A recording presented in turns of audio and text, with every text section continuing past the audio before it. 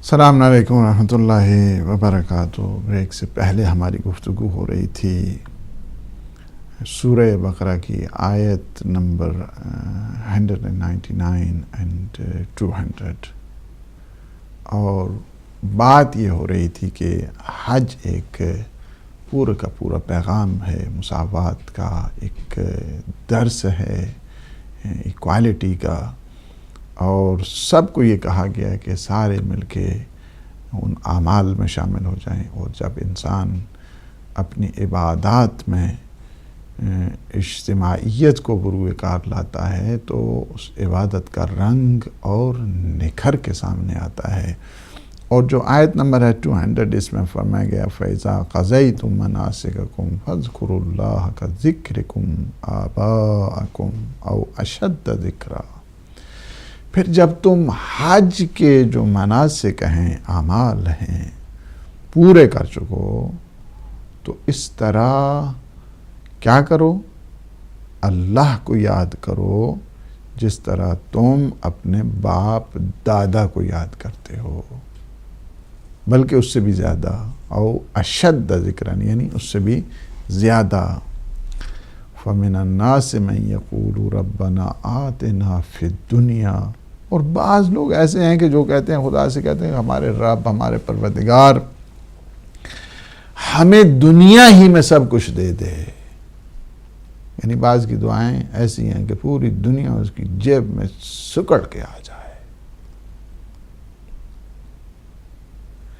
وَمَا لَهُ فِي الْآخِرَةِ مِنْ خَلَاقٍ، تو یہ ایسے لوگوں کا پھر آخرت میں کوئی حصہ نہیں ہے۔ یہاں پہ دیکھیں، گزشتہ آیت میں آپ نے دیکھا کہ حج کو ایک سراپا مساوات کا جو درس ہے وہ دیا گیا، ٹھیک ہے۔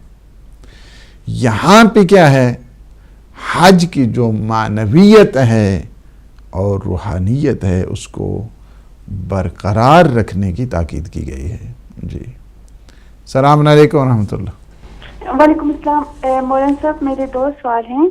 ایک تو یہ کہ والدین کی مغفرت کے لیے کیا پڑھنا چاہیے ہر وقت، اور دوسرا سوال میرا یہ ہے کہ دوسری ایک درخواست ہے کہ مولانا صاحب پلیز میرے والدین کی مغفرت کے لیے دعا فرما دیجیے۔ آپ کون بول رہے ہیں، کہاں سے بول رہے ہیں؟ جی، میں نوشین بول رہی ہوں لندن سے۔ لندن سے، جی انشاءاللہ، ٹھیک۔ بہت شکریہ، جزاک اللہ۔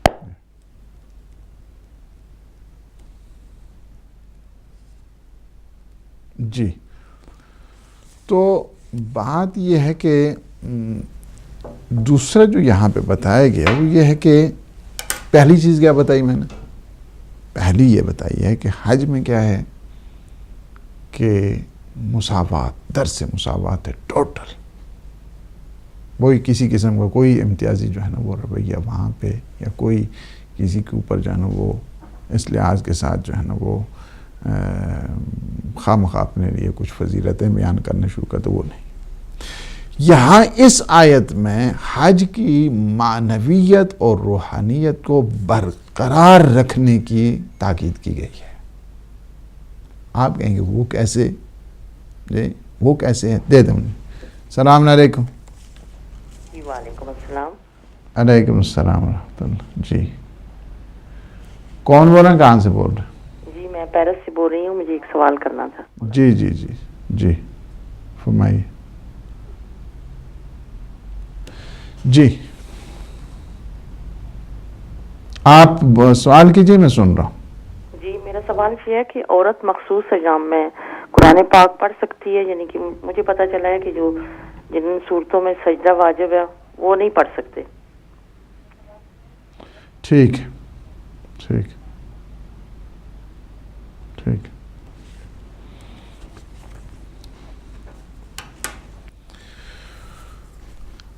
حج کی جو معنویت ہے اس کو انسان کو چاہیے کہ برقرار۔ کیا کرتے تھے یہ لوگ جو زمانے جاہلیت میں تھے، یہ عرب لوگ زمانے جاہلیت کے، جب حج کے مراسم سے اور حج کے مناسک سے اعمال حج سے جب فارغ ہو جاتے تھے اس کی انجام دہی کے بعد، تو پھر جلسے منعقد، ایک جو ہے نا وہ محفلیں چل رہی ہیں، اور جلسے منعقد کیے جا رہے ہیں جس میں ہر ایک قبیلہ کیا کرتا تھا، سب سے پہلے اپنی شان بیان تھا، ہم یہ ہیں، ہم وہ ہیں، ہم یہ ہیں، ہم وہ ہیں، اس طرح کا. اور پھر شعر پڑھتے تھے اور نثر کے ساتھ پوئٹری ہوا کرتی تھی جس میں اپنی فضیلتیں، اپنے باپ دادا کی جو ہے نا فضیلتیں، ہمارے باپ دادا یہ تھے تو یہ تھے تو یہ تھے، اس قسم کی جو ہے نا. حج ختم ہوا تو انہوں نے یہاں پہ جو ہے نا وہ ایک قسم کا وہ میلہ سا لگا دیا، ایک جلسے منعقد کر دیے، اور جس میں یہ کہہ دیا کہ اپنی شانیں بیان کر رہے ہیں اور اپنے باپ دادا کی. تو اللہ سبحانہ و تعالیٰ نے ان کی وہ جو موہوم قسم کی جو امیجنیشنل وہ جو تھی نا ان کی، یعنی ایک خیالات کی جو دنیا میں اور موہومی قسم کی جو فخر اور مباحات تھا، اس کو مٹانے کے لیے اللہ سبحانہ و تعالیٰ نے فرمایا کہ فَإِذَا قَضَيْتُم مَنَاسِكَكُمْ فَاذْكُرُوا اللَّهَ كَذِكْرِكُمْ کیا ہے آباءکم. تو پھر کیا ہے، تم جب تم مناسک سے فارغ ہو جاؤ تو خواہ کہ یہ جو جلسے تم منعقد اور محفلیں تم منعقد اور اس طرح ڈینگے مار رہے ہو اور کہہ رہے ہو ہم یہ ہیں تو ہم وہ ہیں تو ہمارے آباء و اجداد یہ تھے، اس کے بجائے تم کیا کرو، اس جو معنویت ہے حج کی اس کو برقرار رکھو، اس کو خواہ کی جو فضولیات اور جاہلانہ باتیں ہیں ان سے چھوڑ دو اور اللہ کا تم ذکر کیا کرو، ذکر پروردگار کرو. ہر قبیلہ ان کو سب کو جو ہے نا یہ بات جو ہے نا بتانے کے لیے کہ خواہ ایک قسم کی جو موہومی قسم کی بڑائی ہے اور اپنی شان ہے اور خواہ کا جو فخر و مباحات ہے، اس سے اپنے آپ کو تم کیا کرو، بچاؤ.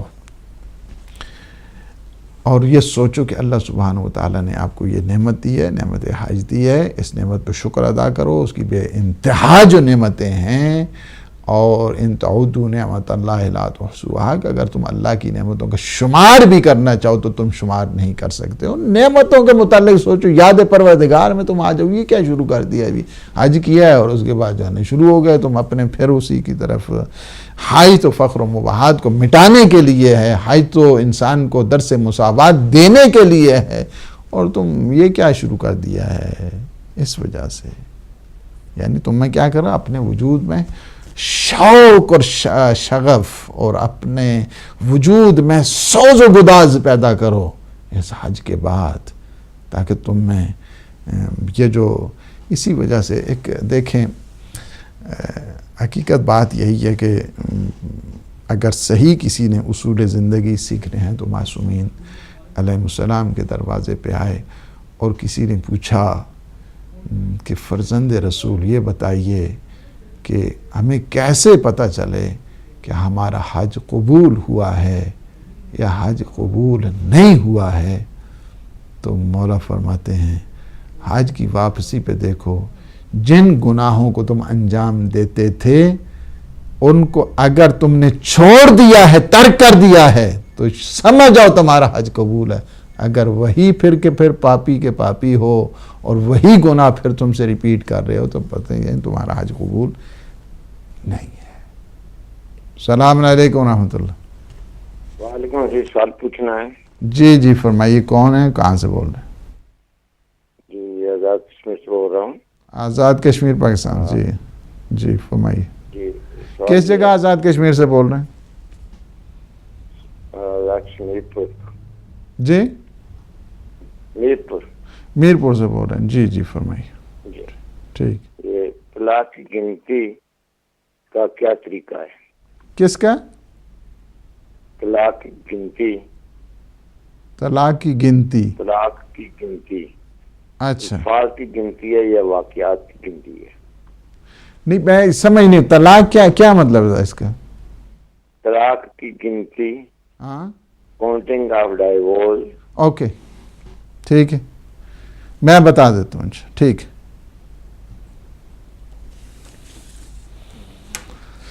ٹھیک تو یہ ہے کہ انسان کو چاہیے کہ اللہ سبحانہ و تعالیٰ نے جو نعمتیں دی ہیں ان نعمتوں کو یاد کرے، ذکر پروردگار کرے. اور آپ جب اس طرح کی باتیں کر رہے ہیں اور اس امر کی طرف متوجہ کیا ہے، دیکھیں جو بھی جس کے بارے میں زیادہ تذکرہ کرتا ہے، اس کا مطلب یعنی کیا ہوتا ہے؟ اس کا مطلب یہ ہوتا ہے کہ اس کی جو یاد ہے، اس کا تذکرہ اس کی روح اور اس کی فکر اور اس کے وجدان پہ اثر انداز ہوتا ہے. مثلا انسان جب اچھوں کی یاد کرتا ہے، نیک لوگوں کی یاد کرتا ہے، تو اچھائی کا جو جذبہ ہے وہ انسان میں پیدا ہوتا ہے. برائی کی جب یاد کرتا ہے تو ظاہر ہے کہ جو برے اثرات ہیں وہ انسان پر مرتب ہوا کرتے ہیں. اب جو اپنی فضیلتیں اپنے باپ دادا کی موہوم قسم کی، تخیلاتی قسم کی وہ جو فخر و مباحات اس پہ کرے گا تو ٹھیک ہے، زمانہ جاہلیت کو وہ یاد کر رہا ہے. اور یہی چیز تھی، دیکھیں حضرت موسیٰ علیہ السلام نے کیا کیا تھا؟ جو سامری کا بچڑا تھا وہ جو بنائے وہ تھا، ایک انہوں نے جلایا اور اس کی راکھ کو دریا میں پھینک دیا تاکہ جو اس کی یاد ہے، تاکہ یہ شرک کی جو تہذیب ہے اسے دیکھنے کے بعد بھی کسی کی فکر میں یہ بات جو ہے نا وہ نہیں آنی چاہیے. لہٰذا کیا کرو، ختم کرو ساری صدر، نہ رہے بانس اور نہ بجے بینسری. اور پھر یہ بات بتا دی کہ تم کیا کرو کہ یاد کرو. یاد کرو کس کی؟ اپنی یاد نہیں، یاد کرو اللہ کی. یاد کرو یہ نہیں اپنے باپ دادا کے جو موہوم قسم کے تصورات ہیں، فخر و مباحات، اس کی طرف یاد کرو، اس کی کہ جس نے تمہیں ہدایت دی ہے اس کی یاد کرو. فَاذْكُرُوهُ كَمَا هَدَاكُمْ، تو اس کی یاد کیا کرو کہ جس نے تمہیں ہدایت دی. پھر جس نے تمہیں باپ دادا دیے ہیں وہ اس کی یاد کرو کہ تمہارے باپ دادا سے زیادہ جو حق فضیلت رکھتا ہے اللہ سبحانہ و تعالیٰ، اس کی یاد کیا کرو. تو یہ ہے کہ اشد ذکرن، یعنی یہ بات بھی یہاں پہ ہے کہ جو ذکر ہے نا اس میں شدت بھی آتی ہے اور اس میں ضعف بھی آتا ہے. یعنی ذکر میں کیا ہوتا ہے؟ زیادہ کمی پیشی اس میں آتی رہتی ہے. السلام علیکم ورحمۃ اللہ. السلام علیکم. کٹ گئی گا، کوئی گل نہیں. تو کیا ہے کہ اس میں کمی پیشی آتی رہتی ہے ذکر خدا میں. یعنی ذکر کیا ہے کہ اس کو اگر آپ تھوڑا سا اس لحاظ کے ساتھ دیکھیں تو ذکر تم کرو کمیت کے اعتبار سے بھی زیادہ ہونا چاہیے. کمیت یعنی اس کی جو اماؤنٹ ہے وہ بھی زیادہ ہونی چاہیے. اشد ذکر، جس طرح کہا کہ ذکر بھی تمہیں زیادہ سے زیادہ جو ہے نا اللہ سبحانہ و تعالیٰ کا کیا کرو تاکہ یہ دنیا کی جو یادیں ہیں انسان کو جو ہے نا بھول جائے. اور کیفیت کے اعتبار کے ساتھ بھی ذکر زیادہ ہونا چاہیے. کیفیت کے اعتبار کے ساتھ کیا ہے؟ یعنی اس کی جو کوالٹی ہے ذکر کی وہ بھی ٹھیک ہونی چاہیے. کوالٹی کے اعتبار کے ساتھ یعنی ذکر ہو، انسان جب ذکر کرے اللہ سبحانہ کا آگاہی کے ساتھ کرے، آگاہانہ ہو، عارفانہ ہو، عاشقانہ ہو، عالمانہ ہو ذکر. چونکہ ورنہ زبان کیا ہے؟ زبان تو دل کی ترجمان ہوا کرتی ہے. دل جو کچھ کہتا ہے زبان اسی کو کہتی ہے. دل میں اگر انسان جس طرح ایک شخص لیا کہ یہ اپنا رسول اللہ امام جعفر صادق علیہ السلام کے پاس کہ ہمیں معرفت خدا نہیں، فرمایا کہ تم جسے بلاتے ہو پکارتے ہو وہ اور ہے، خدا اور ہے. وَاذْكُرْ فِي نَفْسِكَ، پہلے دل میں اتارو اللہ پھر پکارو تو تم صحیح طریقے سے معرفت پروردگار حاصل کرو گے. تمہارے دل میں بھی خدا اترا ہی نہیں ہے تو تم کیا سمجھتے ہو کہ تمہیں شناخت ہو جائے گی خدا؟ نہیں. اس وجہ سے اسی لیے فرمایا گیا کہ وَاذْكُرُ اللَّهَ ذِكْرًا كَثِيرًا، زیادہ سے زیادہ سورہ احزاب میں تم اللہ کا کثرت کے ساتھ جو ہے نا وہ ذکر کیا کرو. اسی وجہ سے کثرت کے ساتھ ذکر کرنے میں ایک جو مصداق بتایا گیا ہے کثرت کے ساتھ ذکر کرنے میں، یہ تسبیح سیدہ سلام اللہ علیہ، اللہ اکبر جو آپ 34 دفعہ کہتے ہیں، جی الحمدللہ جو آپ 33، سبحان اللہ جو آپ 33، یہ جو تسبیح آپ کہتے ہیں، یہ امام فرماتے ہیں کہ ذکر کثیر کا جو ہے وہ مصداق ہے. ذکر کثیر، والذاکرین اللہ کثیرا، یعنی جو اللہ کا ذکر کرنے والے ہیں، ذکر کرنے والے کثرت کے ساتھ ذکر کرنے والے ہیں۔ یہ شان بتائی ہے مومنین کی، کثرت کے ساتھ ذکر کرتے ہیں اللہ کے۔ اس وجہ سے جس سے محبت ہوتی ہے اس کا انسان ذکر بھی تو کرتا ہے نا، اس کی شان کو بھی تو بتاتا ہے، اس کی ادائیں اور طریقے بھی تو بتایا کرتا ہے، جس سے انسان کی محبت ہوا کرتی ہے۔ اور پھر کیا ہے کہ جو مومنین کی شان ہے، الذین یذکرون اللہ قیاما وقعودا وعلی جنوبہم۔ سبحان اللہ، کیا شان ہے مومنین کی۔ وہ کیا کہتے ہیں؟ اللہ کا ذکر کرتے، اٹھتے بیٹھتے اللہ کا ذکر کرتے ہیں، کروٹ جو ہے جب لیٹتے ہیں اس دوران ذکر پروردگار کیا کرتے، ذکر پروردگار ہر دور۔ اور تمام کروں بات کو، ذکر حقیقت میں ذکر کیا ہے؟ قرآن کو پڑھنا ذکر ہے، معصومین علیہ السلام کے تذکرے یہ ذکر ہیں۔ اسی وجہ سے فرمایا زینوا مجالسکم بذکر علی ابن ابی طالب لأن ذکرہ ذکری وذکری ذکر اللہ وذکر اللہ عبادہ، کیا اپنی مجالس کو، اپنی محافل کو میرے بھائی علی کے ذکر سے آراستہ کیا کرو، چونکہ ان کا ذکر میرا ذکر ہے، میرا ذکر اللہ کا ذکر ہے، اللہ کا ذکر عبادت ہے۔ اور امام محمد باقر علیہ السلام فرماتے ہیں نحن ذکر، ہاں ہے ذکر، ہمارے تذکرے کرنے سے تمہیں یاد الہی ملا کرتی ہے۔ یہ اور پھر یہاں پہ آخر میں اس میں دعا میں دیکھیں کہ آداب بندگی کی طرف بھی متوجہ کیا گیا ہے کہ دعا کے جو آداب ہیں اس کی آگاہی بھی جو ہے نا وہ بتا دی گئی ہے۔ یعنی کیا ہے کہ ذکر خدا کے ساتھ ساتھ بارگاہ الہی میں دعا کیسے کرنی چاہیے، یہ دعا کرنی چاہیے یا اللہ وہ دنیا دے دے بس باقی جڑا نہ سب، یہ دعا تو نہیں ہونے، آپ کی دعا تو محدود ہو گئی ہے۔ آپ دعا ایسی کریں کہ جس سے آپ کی دنیا بھی آباد ہو اور جس سے آپ کی آخرت بھی آباد ہو۔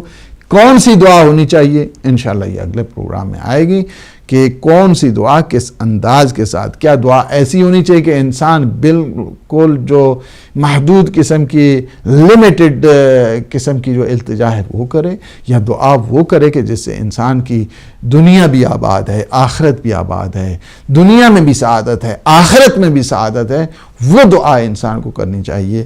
انشاءاللہ اس پہ اگلے ہفتے اگلے سیشن میں گفتگو ہوگی۔ ہماری سسٹر نے فون کیا ہے نوشین نے لندن سے، دیکھیں والدین کی مغفرت کے لیے آپ جو مخصوص 2 رکعت نماز ہوتی ہے ایوری ڈے وہ پڑھا کریں۔ والدین کی مغفرت کے لیے اگر آپ کو مختلف صورتیں نہیں آتی، جس طرح عام روٹین کے تحت آپ 2 رکعت نماز پڑھتی ہیں، اسی طرح وہ بھی پڑھ دیا کریں والدین کی مغفرت کے سلسلے۔ والدین کے لیے کوئی بھی ایک میں آپ کو چیز بتاؤں کہ کوئی انسان اس وقت تک ترقی نہیں کر سکتا ہے جب تک والدین کی شان کو نہ جانتا ہو۔ اسی طرح کچھ چیزیں ہیں کہ جو انسان کی رزق و روزی میں کمی کا باعث بنا کرتی ہیں۔ ایک دفعہ ایک شخص آیا مولا امیر المؤمنین کے پاس اور آخر کہتا ہے کہ یا امیر المؤمنین رزق بڑا کم ہو گیا ہے، کیا وجہ ہے؟ فرمایا فلاں کام کرتے ہو؟ کہا یہ کرتا ہوں۔ فلاں کام کرتے ہو؟ کہا یہ کرتا ہوں۔ فلاں کام کرتے ہو؟ کہا یہ کرتا ہوں۔ فلاں کام کرتے، سارے گن رہے ہیں۔ اس کے بعد یہ فرماتے ہیں کہ کیا تم اپنے واجب نمازوں میں والدین کے لیے دعا کرتے ہو؟ کہا یا امیر المومنین یہ نہیں کرتا ہوں۔ فرمایا اسی لیے تمہارے رزق میں کمی آ گئی، اس لیے تمہارے رزق میں کمی آ گئی ہے کہ تم اپنی واجب نمازوں میں اپنے والدین کے لیے دعا نہیں کرتے ہو۔ والدین کے لیے مغفرت کی دعا انسان اپنی واجب نمازوں میں بھی کرے، جس طرح قنوت میں بھی ہے اللہم اغفر جی رب جعلنی مقیم الصلاۃ ومن ذریتی ربنا وتقبل دعاء ربنا اغفر لی ولوالدی وللمؤمنین یوم یقوم الحساب، یا جس طرح آپ کہتے ہیں رب ارحمہما کما ربیانی صغیرا، جس طرح مولا امام سجاد جو ہے نا اس میں دعائے ابو حمزہ صومالی میں دیکھیں کہ اس میں اور جو ہے نا اضافہ کرتے ہیں رب ارحمہما کما ربیانی صغیرا اجزہما بالاحسان احسانا وبالسیئات غفرانا۔ یہ والدین کے حق میں انسان ہمیشہ جو چاہتا ہے اس دنیا میں عزت اور بھرم کے ساتھ زندگی گزارے، اسے چاہیے ہمیشہ والدین کا اطاعت گزار رہے، اور جو بھی آپ دعا دن میں کر سکتی ہیں اپنے والدین کو آپ دعائیں کرتے اس میں شامل کر دیں، انشاءاللہ اللہ سبحانہ و تعالی وہ قبول کرنے والا ہے، اور اللہ پاک انشاءاللہ آپ کے والدین کی مغفرت فرمائے۔ ہماری سسٹر نے وہ پیرس سے فون کیا کہ اگر ایک خاتون مخصوص ایام میں ہے تو کیا قرآن پڑھ سکتی ہیں، فقط یہ ہے کہ قرآن کے حروف کو ہاتھ نہیں لگا سکتی۔ اسلام نے اگرچہ وہ مخصوص ایام میں ہے اس سے معنویت سے دور نہیں کیا ہے۔ یہ یہودیت ہے کہ جو یہ کہتے ہیں کہ اس تو یہ نہیں ہونا چاہیے، یہ نہیں ہونا چاہیے، اسلام نے ان چیزوں سے نہیں، اسلام نے حتیٰ کہ اس کی معنویت کے لیے بھی کہ اگر نماز کا ٹائم ہے، نماز کے ٹائم پہ اسے وضو کر کے مصلی عبادت بچھا کے ذکر پروردگار کرنا چاہیے، اللہ سبحانہ و تعالیٰ کا ذکر کرے، بیٹھ کے ذکر کر سکتی ہے، دعا پڑھنا چاہے وہ پڑھ سکتی ہے، عبادت باقی ظاہر ہے کہ ہر جو مخصوص نماز ہے وہ تو نہیں نا، لیکن باقی آپ تسبیح کرنا چاہیں، آپ قرآن کے حروف کو ہاتھ نہیں لگائیں، دعائیں پڑھنا چاہیں، دعا اپنے زبان میں مانگنا چاہیں، اردو میں، پنجابی میں، پشتو میں، جس سے جو بھی اپنے ہیں آپ وہ جو، تاکہ ایک روٹین آپ کی نمازوں کی بنی ہوئی ہے اس روٹین میں کسی قسم کا خلل نہیں آنا چاہیے، چونکہ چند دن جب انسان اس عبادت سے دور رہتا ہے تو پھر کاہلی سی آ جاتی ہے، پھر انسان لیزی ہو جاتا ہے، فراغت محسوس کرتا ہے، انسان میں وہ تڑپ، وہ جذبہ پیدا نہیں ہوتا ہے۔ تو اسلام نے کیا کہ مستحب ہے، یہ میں کہہ رہا ہوں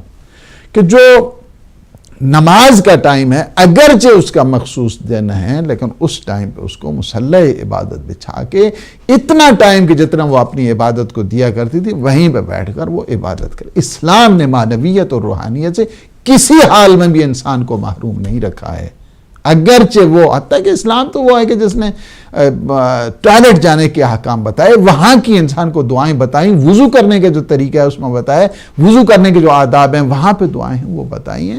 تو لہٰذا اللہ سبحانہ و تعالیٰ سے قرب کا کوئی ایسا موقع نہیں ہے کہ جس کو اسلام نے کہا کہ نہیں تم جو ہے نا ابھی نہیں کر سکتے ہو، خاص حالت میں بھی۔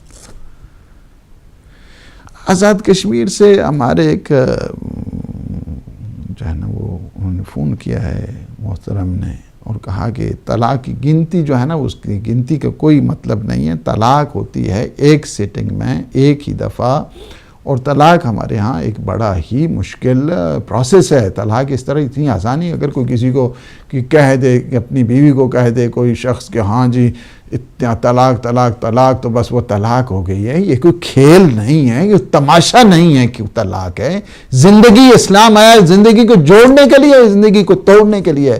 یہ جو مذاق بنایا ہوا ہے اور اس کے بعد کہتے ہیں کہ حلال ہے، یہ سب جو ہے نا قرآن کے خلاف ہے۔ یہ حقیقت میں اسلام نے ایک پروسیس بتایا ہے، اسلام نے یہاں تک بتایا کہ ایک دوسرے کے میاں بیوی اگر نہیں چل سکتے ہیں، حالات اتنے خراب ہو گئے ہیں، اسلام نے پہلے تو جوڑنے کے طریقے بتائے ہیں اور ان فیملی کو انوالو کرنے کا طریقہ بتایا ہے، پھر یہ بتایا ہے کہ اگر ان کے عزیز اقارب اس میں مداخلت کریں اس سے، تاکہ یہ جو ڈسٹریکشن آف فیملی ہے یہ نہیں ہونی چاہیے۔ لیکن اگر کوئی چارہ بھی نہیں ہے اور اس میں ہے طلاق جو ہے نا فرض کی طلاق رجعی دینا چاہتا ہے تو طلاق خود نہیں پڑ جاتی، نکاح خود پڑھتے ہیں کہ جو طلاق بھی خود جو ہے نا وہ شروع کر دیتے ہیں۔ طلاق کے صیغے ہوتے ہیں، عالم اس کو پڑھا کرتا ہے، جو صحیح معنوں میں مخارج کے ساتھ ہوتے ہیں اور عربی کے ساتھ ہوتے ہیں۔ اس کے بعد دو شاہدین عدلین، دو عادل گواہ وہاں پہ جو جسٹ وٹنسز ہیں وہ آیا کرتے ہیں، ان کی موجودگی میں جسٹ وٹنسز چاہیے۔ اسی طرح نہیں ہے کہ کوئی اسی طرح جو گالیاں دیتا ہے، فسق اور فجور میں مبتلا ہے، وہ آئے اس کی گواہی، نہیں، وہ قابل قبول نہیں ہے۔ اگر فرض کیا، میں آپ کو یہ مسئلہ بتاؤں، اگر فرض کیا کسی نے دو عادل سمجھ کے اور بعد میں پتہ چلے 1 مہینے کے بعد کہ وہ عادل نہیں ہے، وہ طلاق انویلڈ ہے، طلاق انویلڈ ہے وہ۔ اس وجہ سے اسلام نے اس چیز کو بہت ہی زیرکی کے ساتھ، بہت ہی ظرافت کے ساتھ، اگر کوئی وہاں پہ طلاق ایشو ہو گئی ہے، ایک طلاق فرض کی عالم نے دو جسٹ جو ہے نا وہ گواہ وہاں پہ موجود تھے اور اس موجودگی میں اس نے طلاق جو ہے صیغہ طلاق جاری کر دیا ہے، اس دوران بھی جو یہ 3 about 3 months یا 2 months یہ جو 3 طہر جس کو کہتے ہیں فقہی لحاظ کے ساتھ کہ 3 جو پاکی ہیں اس خاتون کے سلسلے میں جو یعنی ماہانہ جو اس کو آتی ہے بیماری ہے 3 دفعہ اگر وہ پروسیس سے گزرے تو پھر طلاق ویلڈ ہو جاتی ہے، لیکن اس سے پہلے حتیٰ کہ اسلام نے کہا کہ طلاق رجعی بھی ہے لیکن وہ خاتون شوہر کے گھر رہے گی اور اپنا جس طرح صحیح بناؤ سنگھار ہے شوہر کے سامنے پہلے جاتی تھی اسی انداز کے ساتھ وہ آئے. شوہر کے اوپر واجب ہے کہ اس کے نان و نفقہ کا ایون طلاق رجعی جو ہے نا وہ جاری ہو چکی ہے، لیکن اس کے اوپر واجب ہے کہ اس دوران بھی اس کا نان و نفقہ وہ مہیا کرے، اس کو گھر سے نکالے نہیں. پھر اگر جو ہے وہ نہیں ہوتی ہے 3 مہینے جو 2.5 مہینے 2 مہینے جتنے جو ہیں 3 پیریڈ کے بعد اگر یہ ویلڈ ہوگی 1 طلاق ہوگی. اب اس کے بعد جو ہے یہ نہیں ہے کہ کوئی حلالہ ہی چاہیے. یہاں پہ آل محمد کی جو فقہ ہے کہ جو فقہ جعفری ہے اس میں یہ ہے تمام کر وہ کہ اگر پھر فرض کیا کہ اس دوران بھی اگر ان کی شرمندہ ہو رہے ہیں یہ ہو رہے ہیں ہم نے بڑی غلطی کی ہے پھر دوبارہ نکاح کر سکتے ہیں. دوسری مرتبہ بھی پھر اسی طرح ان بن ہوگی اور پھر طلاق نافذ ہو گئی. پھر کیا ہے پھر آ کر دوسری دفعہ بھی اگر طلاق ہو گئی ہے واقع ہو گئی ہے طلاق کے دوران جو رجعی طلاق ہے کسی ٹائم پر بھی شوہر اپنی رضایت کا اعلان کر دے کافی ہے. دوسری دفعہ بھی اگر ہو گئی ہے تو وہ بھی ویلڈ ہو گئی. پھر بھی کیا اس کے بھی حلال ہے نہیں حلال ہے پھر بھی ضرورت نہیں ہے ابھی دوبارہ بھی اس کا نکاح کر سکتے. جب تک 3 طلاقیں اس پروسیس کے تحت نہیں ہوتی ہیں اس وقت تک کوئی حلالہ جو ہے نا وہاں پہ نہیں ہے. یہ تو خامخواہ ایک کاروبار بنایا ہوا ہے اور یہاں پہ میں اب اس سلسلے میں کچھ نہیں کہہ سکتا ہوں زیادہ. اس سے اللہ سبحانہ و تعالی ہمارے ان لمحات کو اپنی عبادت میں شمار فرمائے، ہمارے گناہوں سے عفو درگزر فرمائے.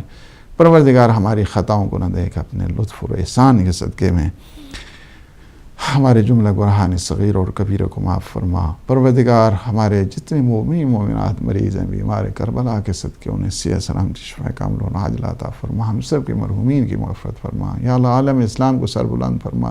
یمن کے مظلوموں کی مدد فرما. طاغوتوں کو ان کے شر کو ان کی اپنی طرف لوٹا. مولا امام زمان اجل اللہ تعالی فرج الشریف کے ظہور پر نور میں تعجیل فرما. اللہم عجل ولیک الفرج. والسلام علیکم ورحمۃ اللہ وبرکاتہ.